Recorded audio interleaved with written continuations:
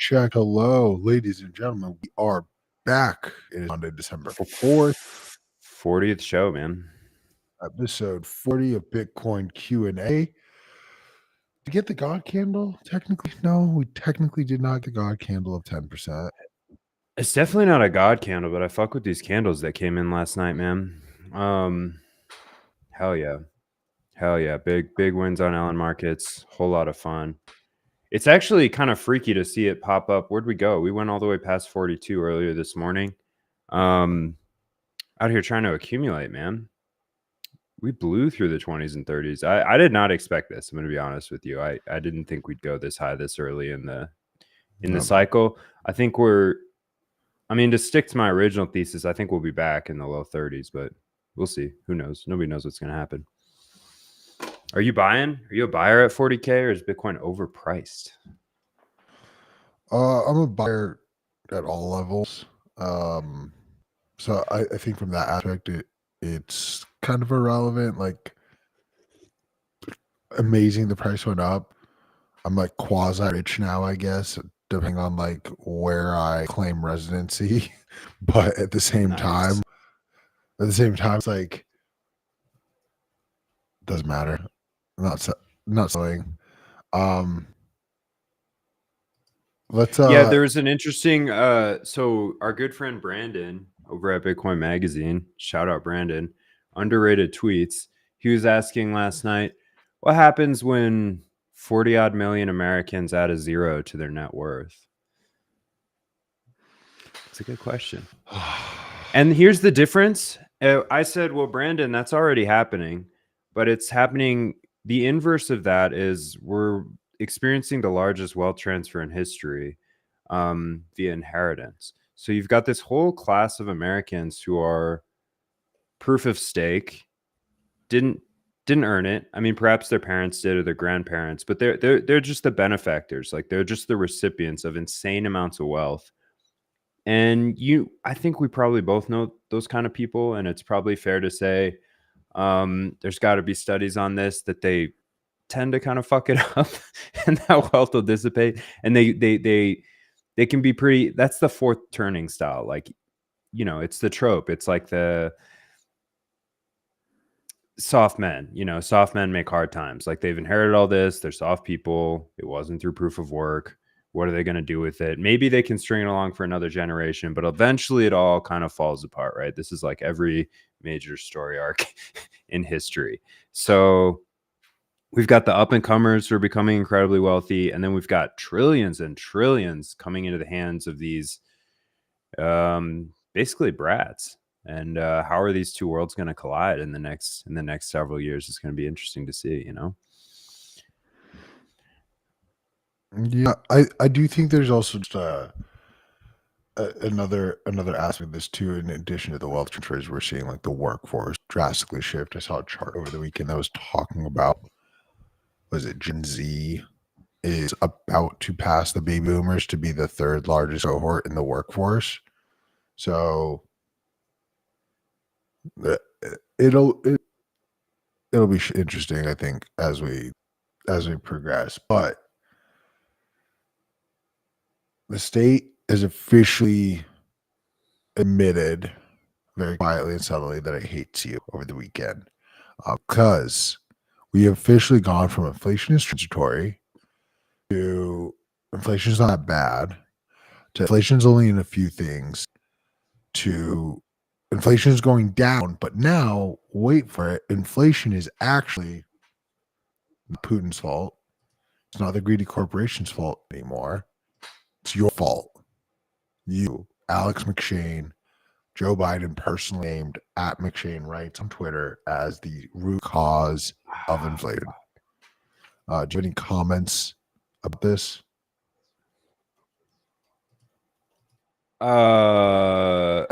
Give me 1 second, Q. Right, cool. Do I have comments on this? No, I didn't cause inflation. I don't particularly contribute to it either, because I don't have very long lines of credit because I never used credit, and then I got penalized by that. They gave me no credit score. So I'm not really out here creating any inflation at all, I don't think.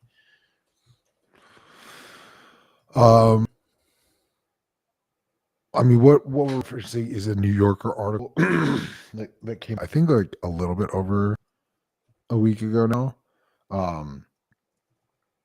And it's almost like this.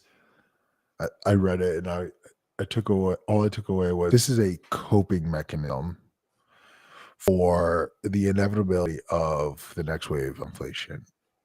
For those who, I don't know, aren't paying attention, your fearless leader, if he's awake, has essentially come out and said inflation is going down. Not the case. And we're already starting to see these goalposts get moved. Look, blame it on whoever you want for all I care. I think there is a very clear lack of accountability and responsibility, just sort of passing the buck around.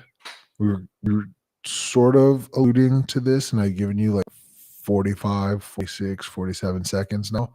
So I'm gonna pull you back in. But like, pull me back in. I'm sorry. I'm trying to fix my Zap. My comment on this Q is that their measures are not measures. Like, you see Joe Biden constantly. I mean, it's not really Joe Biden. Like, let me. The question I really want to ask you, because that I don't really care about. I think that most of us know. Okay. But this question of accountability, because the government has yet to ever, any point of this inflation saga, if you will, they have never said we printed too much money. We increased the circulating supply of money. They have never essentially pointed the fingers at themselves or said like, hey, we did something wrong here. You know what I mean? It's been very much this, hey, you guys. Well, they're not incentivized to, right? Because they need to get reelected. So what is the best course of action to actually hold people accountable for the poor policy they're pushing through? Bring back the guillotine. We can put one in every like town square. Well, we don't have town squares because we're amalgamation of fuckwits. But we have we Twitter. Should build town squares. Elon gave us Twitter. We have town squares. And I mean, virtual gallows aren't useful to us at this point. But in essence, you have described in the digital realm, in my opinion, is no different than the way we use cancel culture on something like Twitter. You have a public forum where most people gather, share news, and gather current events. And at the same time, we cast sticks and stones at people for sometimes doing the wrong thing, saying the wrong thing publicly, or whatever the reason may be. But we literally chop their fucking heads off in the digital sense. So I would actually go so far as to argue we actually have this guillotine. We just don't have it in the physical realm anymore, but we very much use it in the digital realm. Yeah, that's fair. But I think we need it in the physical realm too. I guess what I really mean at the heart of saying that, it's not like a call to violence or anything. I don't think the current system's working. I don't think we're living in the democracy that they pretend we're living in. I don't think the people who are like Joe Biden's not calling the shots. You know what I mean? And when it comes to inflation, like that's a totally different issue. Like the Federal Reserve, it's not federal. It doesn't have reserves. It's not like we need to disband these institutions, and it's going to take, dude, like I'm not realistic that that's going to happen. I think it's going to take something short of a revolution. It's going to take pretty extreme measures for. There's nothing that binds us as a society. This country is too large with too many different sub countries within it. And I'm not saying that populations need to be homogenous and that you can't have like a big melting pot. Like this was a beautiful place when I grew up, man. And something changed. You know what I mean? Like it's just like people don't seem to like carry the sentiment that we're all in this together anymore. You know, it's just kind of these disparate communities of people that are very upset about things, and the tribalism between red and blue, like intermarriage between red and blue, has never been lower. And what you have is basically what's becoming race-based politics, not of an actual race, but political, a class of political races of people who presented with all the evidence and all the facts aren't going to change their beliefs. And I'm talking about both sides here. There are two sides of the same the same evil. I'm not someone who has hope that you can vote your way out of this problem. I think you need to see actual infrastructural change, because we've allowed the largesse of the fiat monster to extend to all corners of the world. And like, you can't cut the heads off these tentacles, dude. Like, those hundreds of thousands of people don't want to lose their jobs. And so they're reverent to this system that perpetuates actually harder and harder times for their descendants, but they feel kind of less uncomfortable in the interim, and everyone just goes along with it. And that's the problem. But I think there's like a breaking point, and I think like we feel pretty, I mean, this is just gut feeling. Like, obviously, you know, I'm not really pulling out the statistics to back this, but it just doesn't feel like we're a strong nation of people. And I don't know what it means to be like a US citizen anymore. And that makes me feel like we're very vulnerable. And that makes me question the future of this country, especially with the current, like, when you can elect a corpse and have that be your figure. Like, it's fucking embarrassing, dude. Like, every time I see Biden on screen, like, it's humiliating. Like, that's the leader of my country. Get the fuck out of here, dude. I mean, it was at least with don't forget it doesn't get better when you swap the feels, figurehead, though. Like, just to point out where we are, half of the country felt the exact same way from 2017 to 2020 when Trump was in office. So yeah. No, I wanted to get to that. You're right. This point where it's like, sorry, keep going. You're right. Well, it's because there's like a infrastructure problem. Like, the system doesn't work, dude. We're not getting high quality people. Like, no one in their right mind wants to do that fucking job. And look, I don't have the solutions, man, but I'm about as fed up with everybody else. And I don't know what percent of the population even votes. It's got to be fucking low.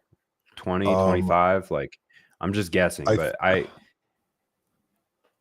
I'm willing to bet that most people do not vote. They don't want to participate. They don't see the use in this. And I mean, a lot of people would fairly point out, like, you don't have a right to complain about this if you don't, like, come on, really? So based on essence of the 2020 census, it looks like about half of the voting population voted. So half of the population just outright didn't vote, and then the other half either voted for one or the other. I think by participating in that political system, you're perpetuating a genocidal fucking war machine.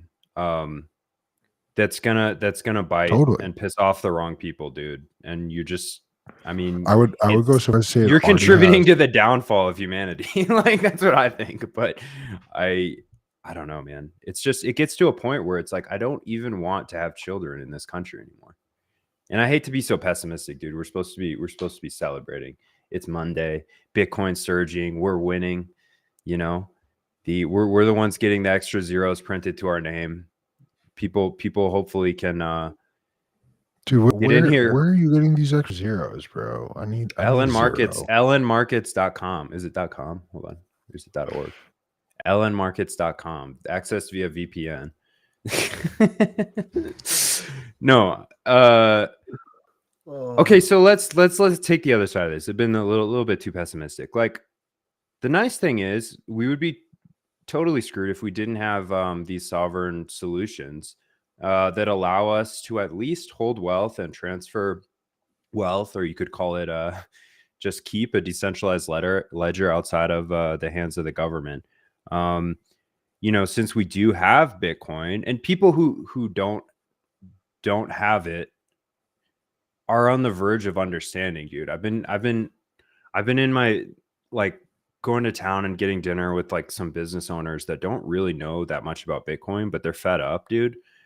And when they actually take the time to kind of like ask questions, and I've been giving them touch points over the last few months, and finally they're like, okay, I'm interested. Let's do it. Like, show me how this works. That's what I'm here for, man. That's what we're here for. Like, that, I think I can't think of another better solution for people than to at least give them the dignity to hold on to the assets that they want to hold on to and have control of them outside of regular fucking banking hours. You know what I mean? Like, I don't think people that quote is so true. I don't remember who said it. Was it Hayek? If people understood how the I don't know how central banking worked, there'd be a revolution in the streets tomorrow. It's like they just don't understand that money's not really there. It's not really theirs. It's permissioned and custodied, and the problems with just saying yes and complying out of convenience to all these things are really going to bite people in the ass over the next few years, and they already are. Like, that's part of how inflation gets so out of control, and they're just kind of like, yeah, man, prices are tough. Like, what are we going to do? Maybe I'll ask for a raise. It's like, okay, well, your 2%, like your 25-cent raise at your blue collar job is not going to outpace 12% plus inflation. I'm sorry. It's just not. And then when you're going to get taxed, when you finally do make some money up to like 50% of that, you're left with very little, and you're effectively, I have always been uncomfortable comparing it with slavery, but I think wage slavery is a proper descriptor. To the extent that, dude, like my parents and their parents like firmly believe you should work basically for the government and do your part and pay your share until you die. Like, you should have no upward mobility. And if you're not struggling, you probably don't have like an honorable job. And if you like your job, you're probably not like succeed. Like, it's just the I don't know, the mentality is just so backwards. And another huge opportunity here is like with AI, like we and the internet. It didn't turn out to be the internet that we had hoped in the 90s. You know, we're working on things like protocols to try to change that, but there's real opportunity here, man. And it takes like a pretty courageous display of optimism to move forward and say, you know what, fuck this. I'm going to learn something new, and I'm going to pull myself out of this. And I hate to say it, but that's kind of your only option here, because no one's going to do it for you. Like, it's either make a change or continue to do the same things and not even see the same results. You're going to get worse results as like as you get captured more and more permission and more surveilled and more debased. It's going to be harder to pull yourself out. So it's like, at the end, what I'm saying is like, Bitcoin's not a religion. It's not a belief. It's an admission of, I don't know everything, and I'd like to learn something new and try something new and see if there are kind of like orthogonal systems or tools, even just privacy tools that can, I don't know, help me gain some footing in this world. And it's not all about wealth, dude. I'm not talking about like, it comes down to just morality, and not morality, but like the,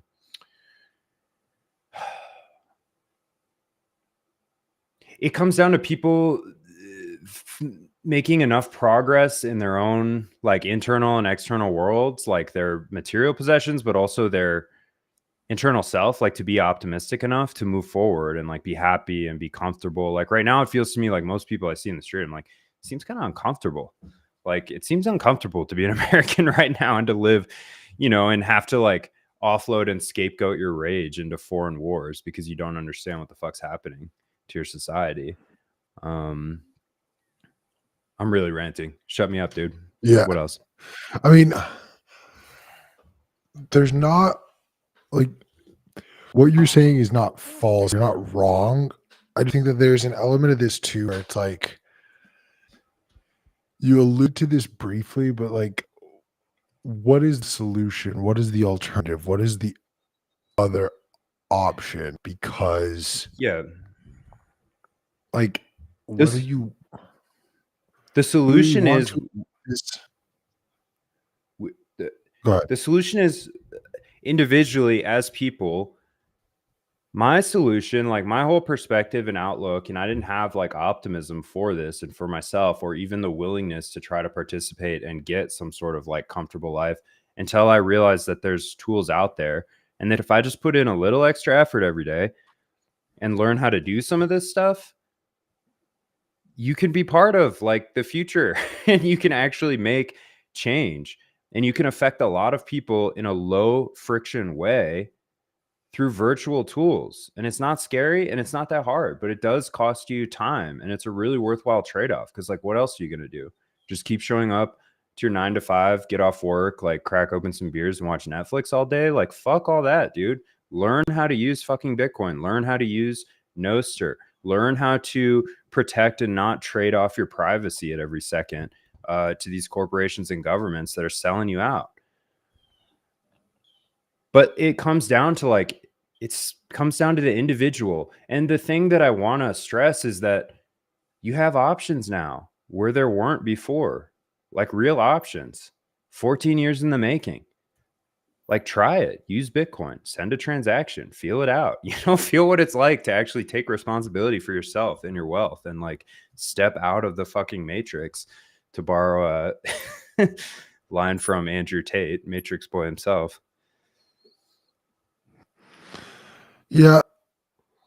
Again, I don't hate what you're saying, but my concern is there's a lot of almost one size fits all. This works for me, so this has to work for you. And that's just not where society is, unfortunately.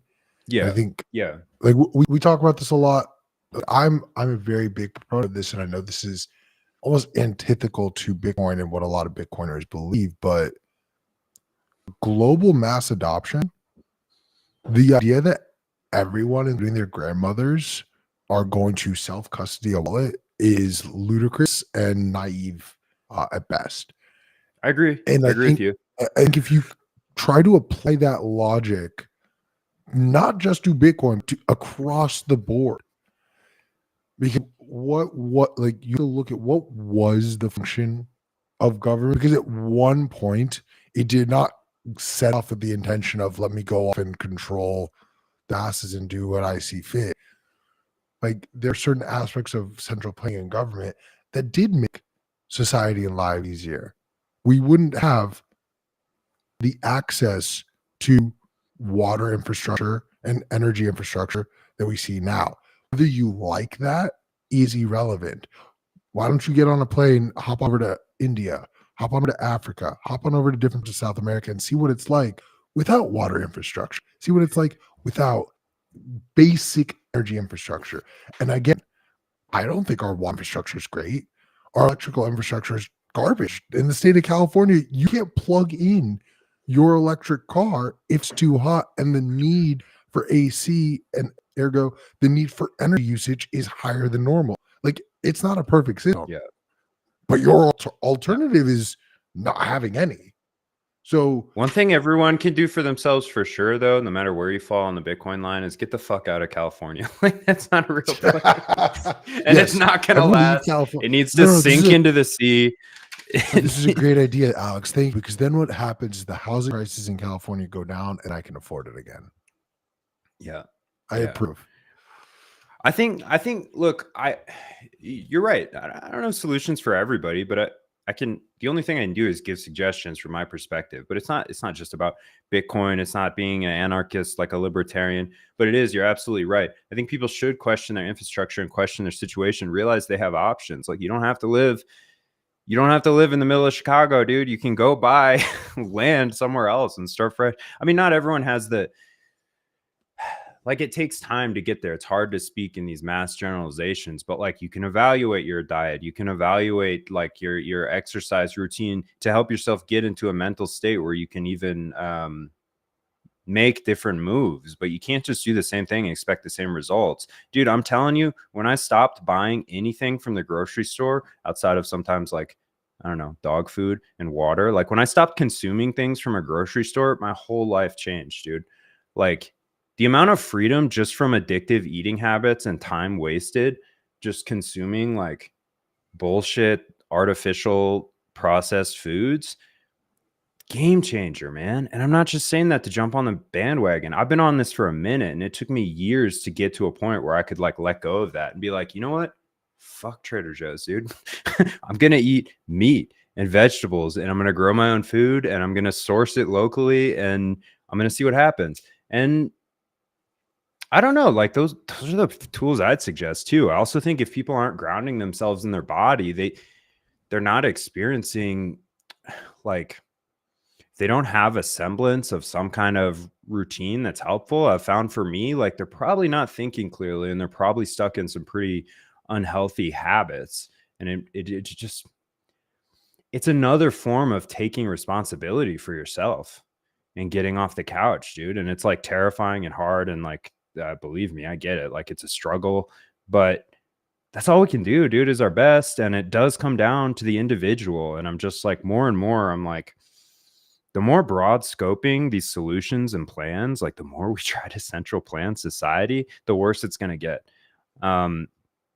Dude, think about all the hundreds of different cultures and languages that are operating within this like, you cannot speak to all those people from that level, top down. It doesn't work like that. So we got to change it bottom up, and we got to use the tools that are at our disposal. And the ones that are free of manipulation of the government right now, to the most extent, there's only a few of them. Like, we've got Bitcoin. I mean, Tor's pretty fucked up. And we're seeing some potential with Nostr. So that's what this show's about, dude. Jumping into them and trying to help other people through them. But yeah, you're absolutely right. Like, we can't sit here and diagnose the solution for everybody. It's just, it comes down to personal choice. Yeah, I think too, there's almost this like lack of empathy I sometimes notice across the board. It's not just like Bitcoiners are assholes thing. It's like, not just in general. Like, we've kind of reached this point where we're all just assholes to each other. We probably should stop, because like, we're not the ones who are fighting with one another. We're trying to fight these very. Are you talking very about malicious Bitcoiner infighting? No, I just mean societal infighting at this point. Like, kind of like going back and alluding to the red versus blue infighting that we, like, you kind of you made a nod towards. Like that. It's an addiction, like, dude.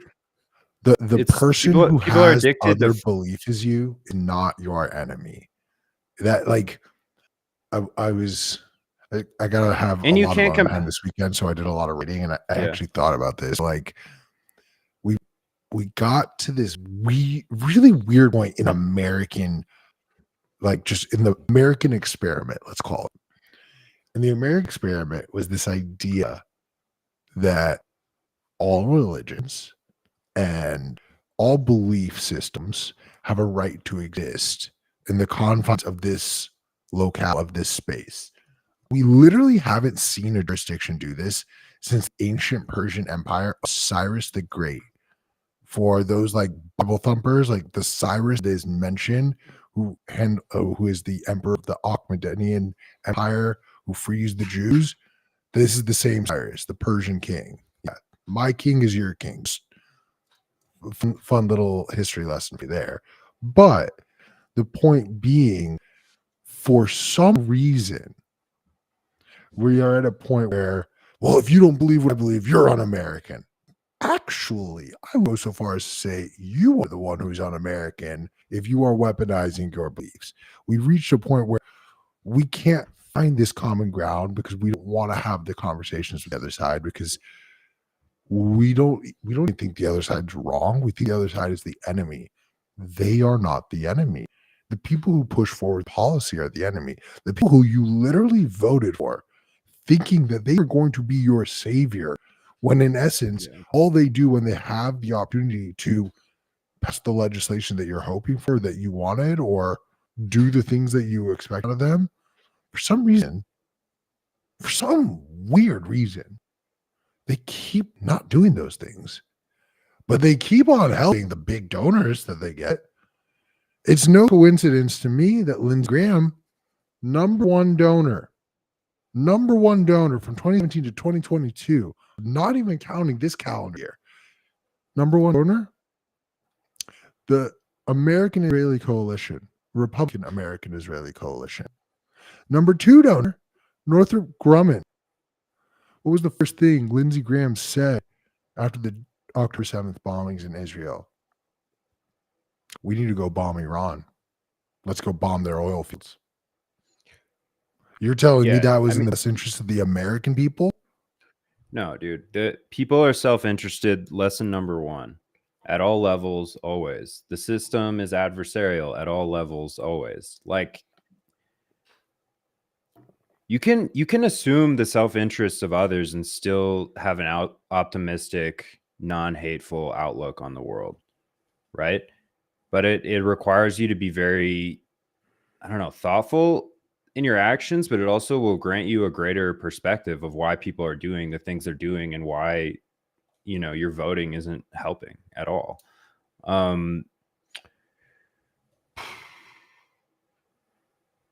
I don't know, man. I think that system is doing a great job of destroying itself, and that's the other reason I advocate. Like, look, it might not be realistic for everyone to go live in the woods and dig their own well and generate their own electricity, but I think that we're gonna need more accountability, and you're gonna need a better sense of like this is gonna be the return of the individual, and if you're not capable of operating on an individual scale, you know, and not kind of live off the government and rely on completely trusted sort of communities to live your life. Like if you're doing those things, I think it's going to be a hard next couple decades here as we go through great change as a society and see the collapse of things that just aren't working. Yeah, I think one of the things you kind of said that, yeah, I want to point this out, but there is no one size fits all. And this idea that you have to do certain things or believe certain things in order to fully like first just on the Bitcoin side of it, appreciate, use, accept whatever it may be, whatever verb you want to use as it relates back to Bitcoin, you're full of shit, first off. And then secondly, like as far as just like the American experience or just life in general, again, like this, to me, it's a very dangerous idea to try and force a one size fits all methodology because like if you think Yeah. one size fits all, then you also are one of the people who thinks like you can make everyone happy and everyone should like and that like, dude, I'm sorry someone hasn't told you this yet, Yeah. but that's just not how the world or society or life works. Like, let me Yeah. tell you. My only protest that would apply to everybody is, hey, there are other ways to do things out here. But choose your own adventure, dude. I don't give a fuck if people join us on this journey or not. I don't care if Bitcoin stays at this price forever. Like I've already kind of picked my path, like, and I'm happy with it. And as I receive new information, you know, I try to adjust it and change my opinions and stances on things. But I just want other people to realize there's options. Cause dude, for like 25 years of my life or something like that, like I didn't know that there were. Like I didn't get it. I didn't know that you could use these tools, and I didn't know that you could accumulate wealth without permission and in a different way. And I didn't know that you could own things in this world that can't be stolen from you. And I don't know, man, at least Bitcoin gives us that. And again, it's not a belief. Go verify it. Go try the technology. Like, I don't care how, like there's probably not a less tech savvy person than me when I started all this, you know, like I missed everything about the internet, dude. I didn't use the internet really. I mean, for like most of my life, like I think it shows, like I just had no understanding of the tech world, but like a couple hours a week, maybe even less if you can't afford that, like can really change your position. And I'm not talking about just in regards to Bitcoin and money, in anything. Like just having the ability to learn how to learn and try new things can give you options that you didn't have available to you before. So if you're in a hard place, that's kind of my only recommendation is like, okay, so what needs to change? Pick up new tools, try on different attitudes, you know, enjoy your freedom as an American, because there are places where you can't do this stuff legally. And for now, we've got it pretty fucking good, dude. Like, what do you think's causing this these price steps, by the way? This is a very strange sort of rally, and I'm quite shocked that it hasn't already crashed. Like, what do you think is essentially causing this most recent rally?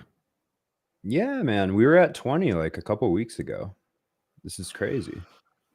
So, like, I don't know how much credence weight you want to really put on these things, but I do think it's valid to at least be discussing and conscious and aware of ETF narrative that is happening in the background. I mean, the anticipation now, based on the most recent news, is like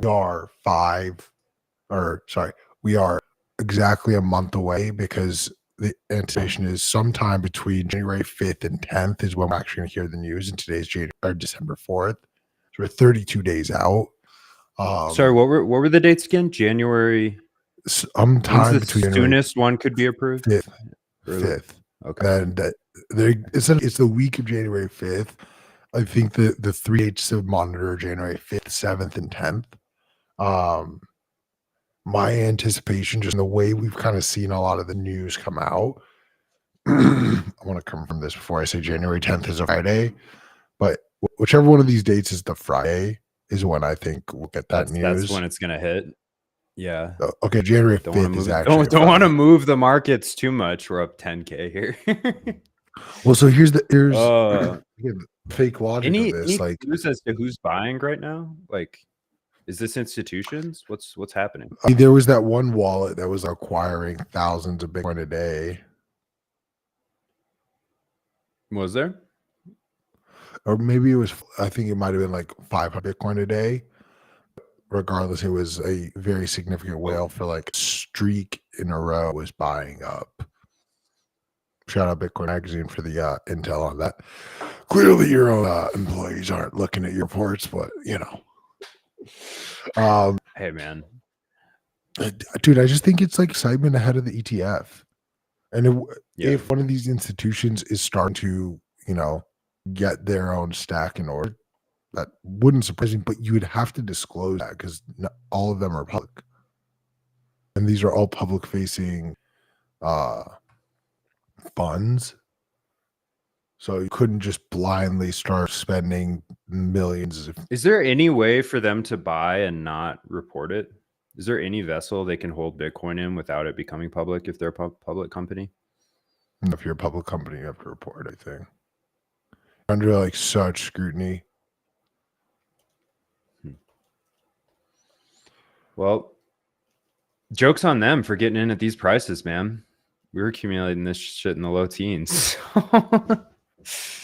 This is quite the interesting time. I mean, I guess they're going for the buy high strategy. I mean, yes, if you think that Bitcoin is going to go to like 100K. The reality of the bull markets always shock me, dude. You always think you've, braced for it, prepared for it mentally, but when it actually hits, the euphoria and the chaos and the excitement, like it's pretty hard to insulate yourself from those. I mean, we can sit here and say we don't care about price all we want, but it's a very useful thing. We care, dude. It's a huge benefit. It changes our lives. I don't know. I don't know what the future holds. I'm excited though.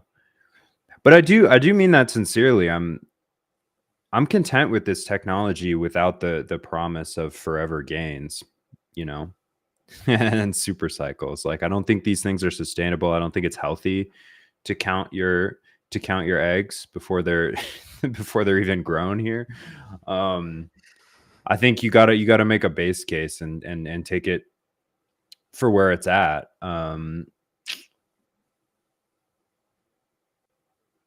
Yeah, and having property that you can't be disenfranchised from, that honestly it's enough for me. That's kind of what was needed. That's the most important core feature to me, to be able to transact with people freely, like without censorship. The same should be said of Nostr, dude. I think it's going to be equally important. Like, I'm getting increasingly frustrated with the narrative that X is the freedom of speech platform, as if any platform could be immune to censorship. And they're not. They do censor, maybe not at scale, maybe not at the level that some other institutions do. Maybe there's not a single narrative being pushed. But the point is, at its core, we need to learn to stop putting trust in institutions and any centralized entity that you can be disenfranchised from. Like you have to, you want this ability to control your own keys and have the ability to say yes to what content you want to put out there, or what transactions you want to send, or what, streams you want to go live on. And you want to be able to own that information, and you want to have a modicum of privacy to be able to operate if you're maybe somewhere with less freedom of speech. Hey, how about this? Speaking about freedom of speech, man, Conor McGregor joking about becoming the president of Ireland. Did you see this? I think you're muted. You know the whole background of the story, right? Like he's being charged with hate crimes. Well, yeah, I haven't looked into like on a source level what the actual charges are, but I heard that, and I saw the tweets that he said. Like I'm a big fan, and I think it's pretty fun. But he's the kind of, like, he could win, dude. He could definitely become the president of Ireland if he wanted to, and it would be fucking awesome. We've crazy. The moment Donald Trump became president of the United States, everything changed. It's on the cards for anyone. Like literally. Actually, it's funny. I didn't send it this year, but after Donald Trump got elected for like almost 5 years in a row, I would send a letter to the Los Angeles Lakers applying to be general manager of the team. Actually, you know what? I stopped doing it after they won the championship, but I probably should start up again because they suck again. But I used to literally send a letter to the Lakers detailing all of my experience, exactly why I would be an excellent general manager, and then explaining how, because Donald Trump is president with zero experience, how I also am qualified with zero actual NBA experience to be the general manager, the most valuable NBA team in the world. Because, Donald Trump's the president of the most valuable country in the world with zero political experience or wherewithal. He's still the president, really?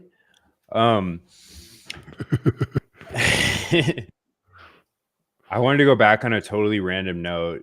There was a epic UFC card this weekend for a fight night. Just awesome. Shout out Miesha Tate, dude. If you want to see, some good money in fantasy football this weekend while we're on this route. Did you? I don't know what happened. I don't know what happened in football, but if you want to see just a pure clinic of athletic performance and jiu-jitsu at its finest, go watch Miesha Tate's fight from this weekend, dude. Fucking incredible. And then also so sad, really happy I didn't bet on it. Sorry, Beneil Dariush got knocked the fuck out round 1. That was shocking. That was truly jarring. I think I screamed. I was like on the phone with someone. I was like, holy fuck. Yeah. Knocked out cold with a good knee to the face. We gotta bring in some more sports in this show, dude, because we are actually interested in a few things outside of Bitcoin and Nostr, it turns out. What happened in sports ball? What happened in football? My own personal fantasy teams. I'm somehow, really doing my best to try and give myself a heart attack. That's pretty much it. Got it. Why do I have so many messages? Oh, because sports are just a way to control the way that you're let down every week. We have so much love. I mean, I was never a team sports guy. I don't get it. I'm not a good team player. I was bench warmer, lifelong bench warmer. But I get so invested in the individuals that are competing that it's just like heartbreak after heartbreak. I don't know why we do it, but it's so fun. It's so fun. My favorite tweet that I saw over the weekend was the 18-year-olds that wear the same colors as the college I went to 20 years ago didn't play well on a Saturday, so now I'm mad the rest of the day. Yeah, exactly. That's really it. Yeah, man. What else is happening? What'd you do this weekend? Do you want to talk about your discovery about your place? No. Okay. I do have a big question though. I can run through to you. Sure. And for the record, I'm going to add can a public company buy something like Bitcoin under the radar without reporting it? The answer is no.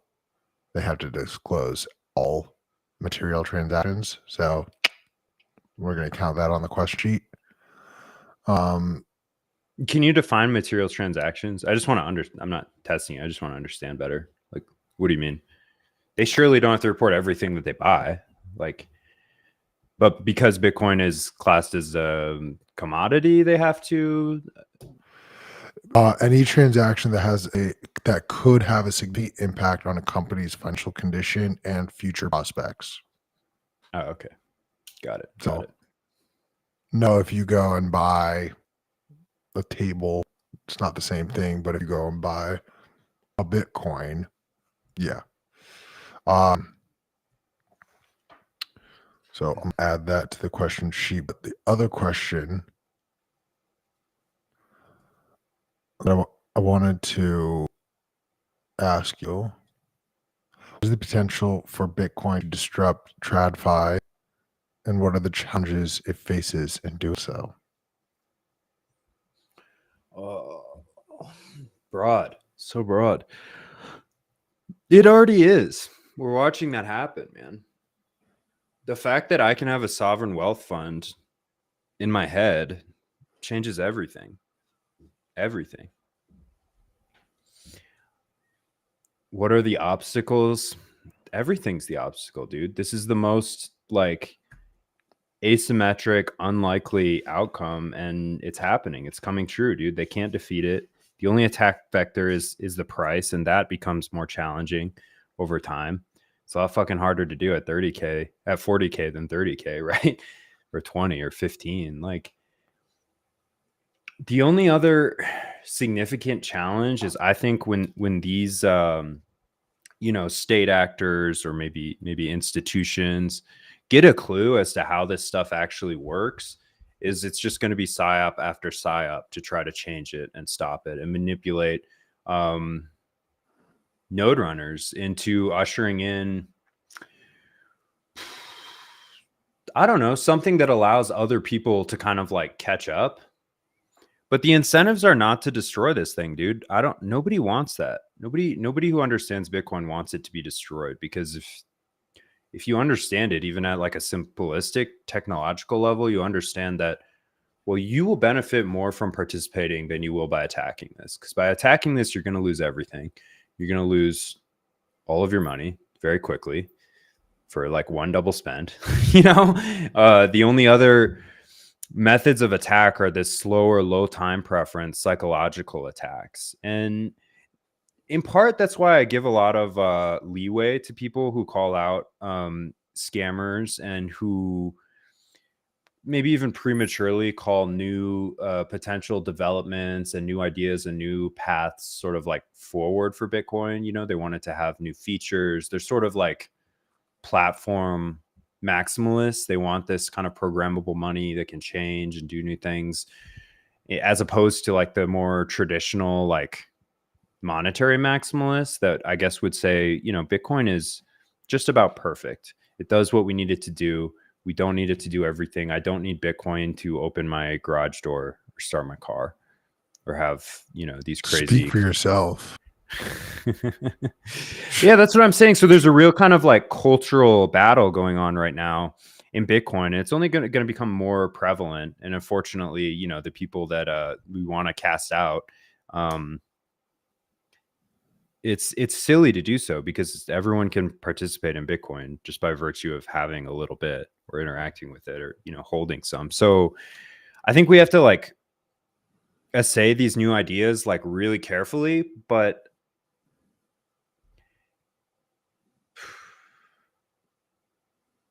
I don't know. I proceed with caution. I don't know what I'm saying. It's development's going to probably continue to occur on some scales. So I think getting more information into people, letting them know that they do have choice to flag and sort of like vote for these things or not on some level. They do have the ability right now to question the developers and learn more.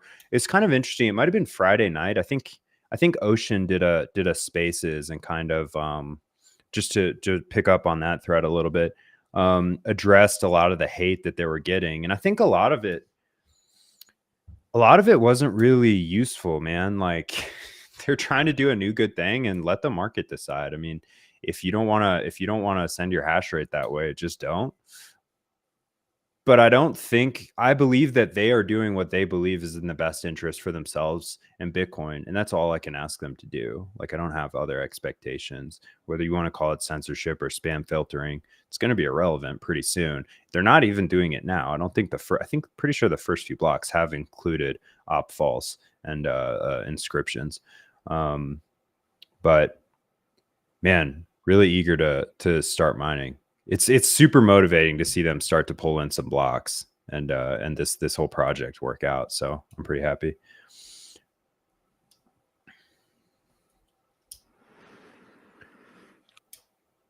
Let the free market operate. Let it run supreme. I think one thing that I want to just add to your answer that wasn't discussed, but it matters whether you agree with it or not, but regulatory constraints. And just, I agree on the basis and the merit of it doesn't matter if a jurisdiction bans Bitcoin. Like Bitcoin could be illegal in the US starting today. It's not going to change anything. But it will make competing with the traditional financial system in that jurisdiction that much harder. So while that's can I just make one note while we finish that? I think like there's a lot of levels that we're not competing on because there's no counterpart to the Bitcoin system. Like it's peerless. It's orthogonal. So there's a lot of money to be made to sort of branch these two worlds. And there's a lot more money evidently to be made through the intersection of sort of Bitcoin and this multi-chain world that people are trying to envision. But in reality, those are just kind of mass onboarding attempts and companies looking for profit. Like at the end of the day, I mean, we're headed like way outside of the system into some pretty crazy territory. But for the traditional, like the common person, they do see it as very much in competition. I think that's why there's part of this like misunderstanding is what prevents people from trying it. They're like, oh, the government's never going to let that work. You're never going to be able to get rich. You're never going to be able to secure your own assets or, do these things without breaking a law. So they don't even try. But I think it's just important to make that distinction that it actually operates on its own with no regard to what's happening in our physical and political landscape at all, which is a beautiful thing. That's freedom. It's the only free market. Let me ask you this. Do you think that if government came out and said, I'll keep it simple. Do you think that if the US government came out and said Bitcoin is going to be illegal if you hold, transact, or use Bitcoin within the confines of the United States of America, you are a criminal? Do you think? Well, they don't confine their laws to their states. They compel individuals worldwide to. So right, but let's just say it's a federal mandate. Okay. Let's just say it comes down from the federal government that it is federally illegal. Do you think that helps boost adoption or hurts adoption? Oh, we've seen what happens. The quote unquote black market price for Bitcoin would go through the fucking roof. Our peer-to-peer infrastructure would improve drastically, but you would lose a lot of Binance and Coinbase and sort of this misdirected onboarding. Well, let me do this another way, and this is a tough pill to swallow, but it is hard truth. The majority of Bitcoiners are not orange-pilled, laser-eyed maxis on Twitter.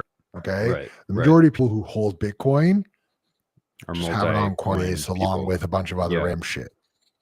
So those are the first people who will literally be like, I'm not putting in a loss. I didn't get any loss. I sold it. I'm at buy. And unfortunately, like, you're absolutely right. I think the tools and the ways we would use the ways we would use Bitcoin would drastically improve, but Mhm. we would lose the majority of the Bitcoiner population, for better or worse. And then over time, we might add more. China, perfect example of this. But by and large, I think the short term hit would be greater than some people are willing to admit. Yeah, I think also, I mean, we always, of course, take a really like egocentric nation state view of the world. It's like, I think you would have more places around the world that would look like Bukele did and just sort of take the brave stance of, wait, the United States is scared of this thing? Must be fucking awesome. Let's try it out. Like, let's let's get ahead here. This is our chance. I don't know. It's a bit of a whataboutism, right? That's never going to happen. I don't see it being outlawed in the United States. There's too much institutional investment at this point. And their question is, how do we integrate it with this world in a way that we can control? And they're still under the delusion that they can do that. So we let them continue to try to get their ducks in a row here, and the rest of us just accumulate and become, put distance between ourselves and that system as much as possible. If that were to happen overnight, though, I would just simply leave. Which is fair. No question about it. I mean, I would just jurisdictional arbitrage is real, dude. You have the freedom to walk away from your country. That's not really a cohesive nation anymore. And I don't even particularly believe that wherever you are, I don't think that like an outsized sort of thoughtless allegiance to nationalism is healthy. Look at what's happening in Israel and Palestine, bro. Or religion, or any, mass psychosis, dude. It's scary stuff. Yeah, you're not wrong. I think it's everything's an opportunity for us to learn. And if you're not learning, you're making an active choice to ignore. But we are at the hour. I feel like that is a good place to put it all on today. Do you have any thoughts or words to share? No, I'm excited about this price surge, man. It's gonna be a fun week. I'm still a buyer at this price. I don't know what's gonna happen next, but trying to add tools to the toolkit, man, can only encourage others to do the same. So thanks for joining us this morning. By the way, I don't think we ever mentioned this because we're our own worst PR agency, but we do have this available as a podcast on all the podcast platforms. So, if you can't tune in and watch, you can listen retroactively. Give us a like and a subscribe wherever you do listen. Really helps us out. So appreciate you guys. Happy Monday. Peace out.